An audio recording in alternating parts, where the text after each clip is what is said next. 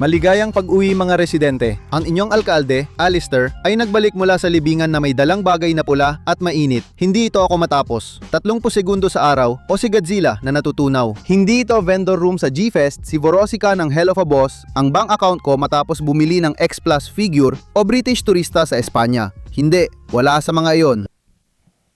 Sana nga ganon, ito ay isang radioactive at nagbabagang atomic news para sa inyo. Malaki ito ngayon dahil bukod sa impormasyon sa paparating na Godzilla Great Clash Ride, posible rin nakita na natin ang bagong Godzilla. Nalik ang disenyo ng Supernova, kasama ang bagong itsura ng Kong X Godzilla Ride. Kumpirmadong may kalawakan, Godzilla, at mas maraming detalye sa kwento ng Supernova, kabilang ang bagong power-up ni Kong na mukhang matindi.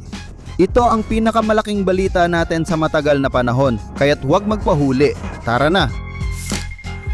May Dangerville exclusive kami para sa inyo mga residente. Baka may ilan sa inyo ang nakapanood na ng teaser ng Dinosaurs in the Wild West, isang bagong serye na nagpapakita kung ano ang mangyayari kung nabuhay ang mga cowboy kasama ang mga paboritong dinosaur. Alternatibong kwento ng Wild West kung saan magkasamang namuhay ang tao at dinosaur sa maraming henerasyon. Asahan ninyong ang mga dinosaur ay maaaring maging parang kabayo, alagang hayop, mabangis na hayop o alamat na halimaw, depende sa uri nila. Ang proyekto ay inspirado ng sining ni Sean Keenan na nagpapakita ng mga bayan sa hangganan, cowboy, katutubong Amerikano at dinosaur na magkakasama sa isang mundo. Napakaganda rin ang itsura nito. May mga concept art na hindi pa nakita dati para sa paparating na serye kung saan makikita ang pangunahing karakter na nakasakay sa Utah Raptor. Sobrang astig, hindi ako makapaniwala ngayon lang ito nagawa. Dinidirect ang seryeng ito ni Luke Spark ng Primitive War. Mapapansin mong parehong Utah Raptor dito at sa Primitive War na okay lang sa akin, astig ang itsura nila. Sa ngayon, 2 feature-length na episode ang nakumpirma na, kaya parang higit 1 oras bawat episode at magsisimula ang Kickstarter sa Hulyo 7. Kung gusto mong updated ka, nasa description ng link. Tuloy naman tayo kay Godzilla, tingnan natin ang bagong footage mula sa Godzilla The Great Clash, isang high-octane na 15 minutong flying theater experience na idinirect ni Takashi Yamazaki. Ang mga riders ay naging civilian operatives na nagmamanman kay Godzilla mula sa command carrier bago magsimula ang malaking laban ng mga kaiju kasama ang bagong Mecha Godzilla. Kahit ilang linggo na ang footage na ito, gusto pa rin namin itong talakayin sakaling hindi ninyo napanood. Dito makikita ng malinaw ang disenyo na kahawig ng -1 kung saan patuloy siyang nagdudulot ng pagkawasak at masayang diludurog ang mga gusali. Ito ay nakatakda sa malapit na hinaharap at hindi konektado sa -1. Makikita rin dito ang Goose Nest, ang pinakamodernong mothership at punong barko ng Edge. Emergency Defense Against Gargantuan Encounter Team. Ito ang mobile hangar at launchpad ng operasyon, kayang magpalipad ng Goose drones na sasakyan ng mga manonood sa pangunahing biyahe. Mukhang magiging matindi habang ikaw ay umiilag at umiiwas sa mga engkwentro kay hari ng mga halimaw sa himpapawid at ilalim ng dagat habang muntik ka ng makain ng buhay. At syempre, ang superstar ng Great Clash Ride, Kaiju Type OG Breaker, na kilala rin bilang Mecha Godzilla na nakikipaglaban kay hari ng mga halimaw habang ikaw ay nasa gitna mismo ng aksyon. Syempre, hindi natin nakita si Minus Goji na nagpapakita ng ganitong kalakas na pisikal na puwersa sa pelikula. Kaya ang makita kung ano ang itsura niya habang tunay na nakikipaglaban dito ay siguradong magiging malaki ang dating. Nagtatapos ang preview sa pagsalpukan ng mga sinagdi na Godzilla at Mecha Godzilla na maaring iyon ang Great Clash. Dahil paparating na ang Destroyer Monsters Melee Remastered, astig kung maging skin ito sa laro. Narito ang preview ng Great Clash, isang kamanghamanghang karanasan na available na ngayon sa Saibun Amusement Park sa Tokyo. Kahit di pa tiyak kung dadalhin ito sa ibang bansa, ginagamit na ang format na ito sa maraming parke sa mundo, kaya malamang makarating ito sa parke malapit sa iyo sa lalong madaling panahon.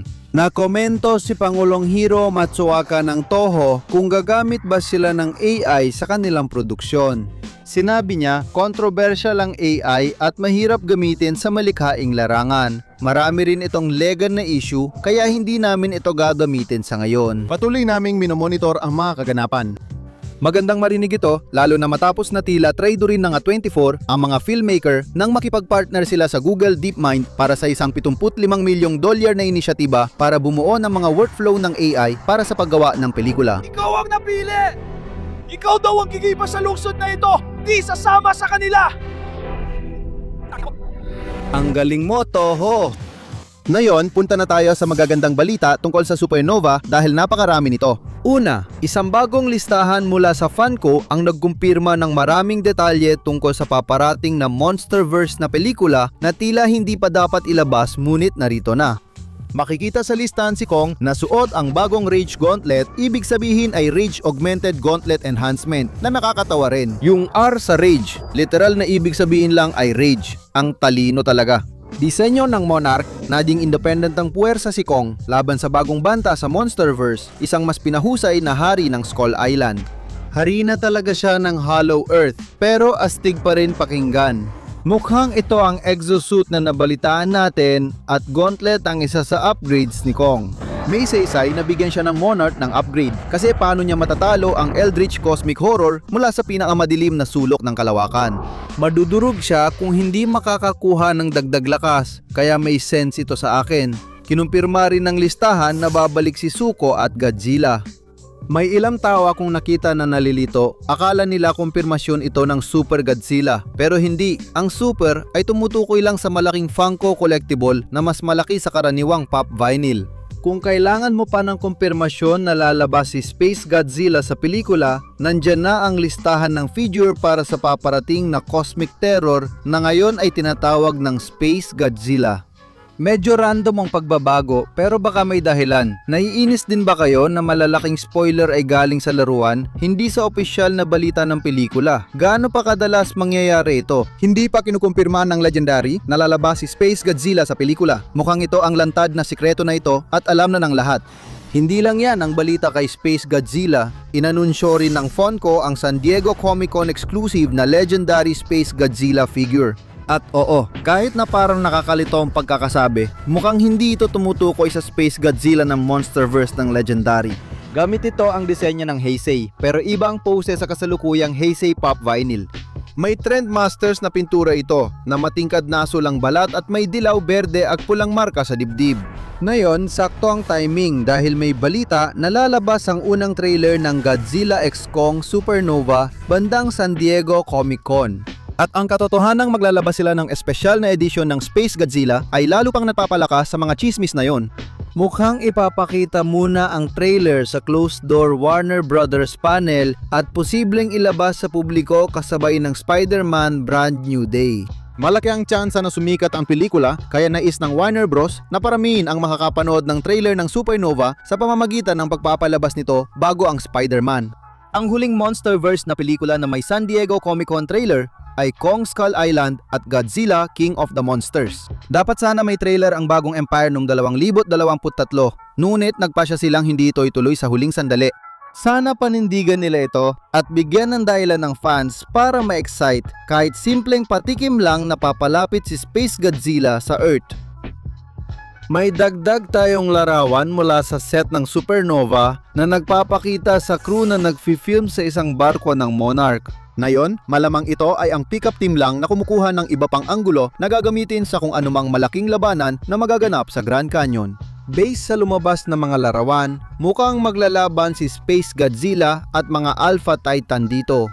Ang pagiging tagpuan nito sa Grand Canyon ay tiyak na magiging interesting at kakaibang lokasyon para sa Monsterverse. Sana makita natin ito kahit konti sa unang pagpapakita. Sa ganitong oras, sa susunod na buwan, baka napanood na natin ang unang trailer ng Godzilla x Kong Supernova. Kami ang unang magbibigay ng breakdown, kaya mag-subscribe at pindutin ang notification button para laging updated. Bukod pa rito, maaring lumabas na rin ang mga disenyo para sa Godzilla x Kong Supernova dahil makikita sa crew shirt ang disenyo ni na Godzilla at Kong kasama ang Supernova branding. Karaniwan itong binibigay sa mga tumulong sa produksyon, kaya halatang may pasaway dahil hindi dapat ito ipinakita. Ngayon, halos ganun pa rin ang itsura ni Kong, mas baskulado lang at iba na ang guwantes niya. Ako lang ba o parang mas umaakyat pa sa braso ang guwantes? Baka ito na yung unang sulyap sa Rage Gauntlet o yung napapabalitang exosuit. Ngayon, kung titingnan si Godzilla, malinaw kung saan nangyari ang karamihan ng pagbabago. Mas lumaki ang katawan ng hari kumpara sa mga nakaraang pelikula. Tingnan mo na lang ang laki ng kanyang mga braso. Mas marami na rin siyang matutulis na dorsal plates, halos gaya noong 2014.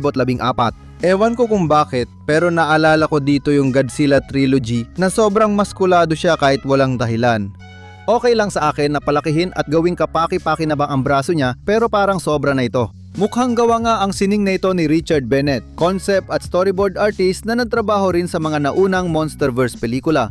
May exaggerated siyang estilo ng sining kung saan ginagawang sobrang maskulado ang mga Titan na astig tingnan. Kahit mga konsepto lang ito o silip sa Supernova storyboard, duda akong magiging eksaktong ganito ang final na resulta. Astig pa ring makita ito kahit paano. Hindi dyan natapos ang balita sa Monsterverse dahil may bagong silip tayo sa Kong X Godzilla Ride, isang 4D na multimedia attraction sa Lotte World Adventure, Seoul, South Korea.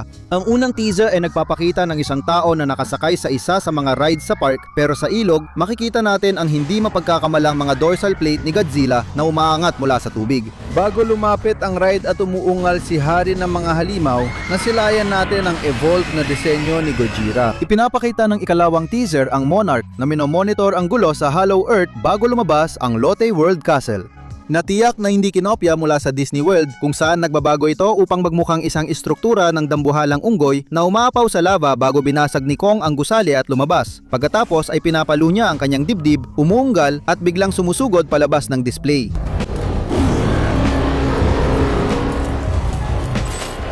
May mga nagrereklamo tungkol sa animation, pero promo lang ito na ipinroject sa kastilyo. Hindi ito ang tunay na itsura ng ride at inaasahan kong mas maganda pa ito sa aktual. May bagong pangatlo at pang-apat na teaser habang ine-edit ko ito na nagpapakita ng drone shot sa paligid ng parke bago mag-zoom in sa pasilidad ng Monarch. Bago sirain ni Kong ang pader at umatungal sa kamera, halatang matindi ang galit niya. Makikita ito sa mukha niya. Sa susunod, makikita natin ang batang babae na naglalakad sa lungsod na balot ng makapal na usok. Umiikot ang kamera para ipakita si Kong na nakatitig pabalik na nagpapahiwatig kung gaano kalapit at katindi ang karanasan sa ride na ito. Makikita natin ang magandang eksena ni Godzilla na naglalakad sa pagitan ng matataas na gusali. Ang visual ay kahanga-hanga at kitang-kita ang laki niya. Hindi man ganong marami ang ipinapakita ng lahat ng mga preview na ito, pero senyales ito na malapit na talagang dumating ang ride. Inaasahan darating ngayong Hulyo, kaya anumang araw ay ilalabas na ito. Malamang may iba pang preview bago ang opisyal na petsa ng paglabas. Sa ngayon, hindi pa tiyak kung ano talagang magiging kwento, pero malamang ay medyo panibagong bersyon ito ng kwento ng New Empire at maaring tampok si Scar King at ang kanyang lihim na lungga sa ilalim ng lupa habang nakakasalubong tayo ng iba pang mga super species sa ating paglalakbay. Dahil dark ride ito, curious ako kung tulad ba ito ng Great Clash 40 experience o parang Jurassic World ride na may full ride system, projection at animatronics. Kung mangyari iyon, kamangha-mangha, magbubook na ako ng flight para makita ito. Maliban na lang kung may taga-legendary na mag-iimbita sa amin. Kumindat! Kaya't yan lang ang lahat para sa ating Atomic News ngayong araw. Maraming magaganda dito mula sa sariling Great Clash 40 ng Toho, Monsterverse na Kong X Godzilla Dark Ride at posibleng mga petsa ng trailer ng Supernova. Sobrang saya ng mga tagahanga ng Godzilla. Kamakailan lang pumunta ako sa isang buong araw na Godzilla Marathon sa Manchester at napakaraming tagahanga roon. At napapansin ko ring bigla na lang lumalabas ang mga Godzilla VR games sa mga lokal na arcade dito sa amin. Hindi ito mangyayari kahit isang dekada lang ang nakalipas. Naniniwala ako na sa gintong panahon tayo ng Godzilla at sobrang saya ko. Alin sa mga balita ang pinaka-exciting para sa'yo? Sabihin sa comment section. Mag-subscribe at itap ang notification button para maging residente ng Dangerville. Bigyan ng malaking thumbs up ang video na ito para matulungan ang algorithm. Ako si Alistair at magkikita tayo muli mga residente sa susunod.